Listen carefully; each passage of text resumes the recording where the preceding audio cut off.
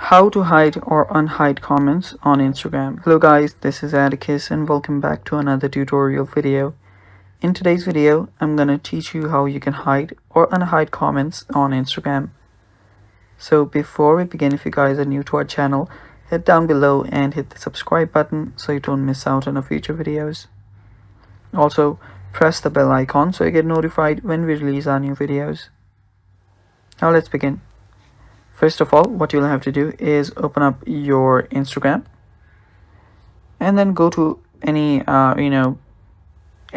post in which you have a comment in. So I'll just head over to this post and see its comments. Now if you see a comment by other, you will find a reply button and a hide button side by side right below the comment. So whichever comment that you want to hide, simply all you have to do is tap on hide and tap on OK. Do the same again and your comment will be hidden, and then you'll get this see hidden comments section. If you tap on it, you can see the hidden comments as well, and you can unhide them from there. Tap on unhide and there we go.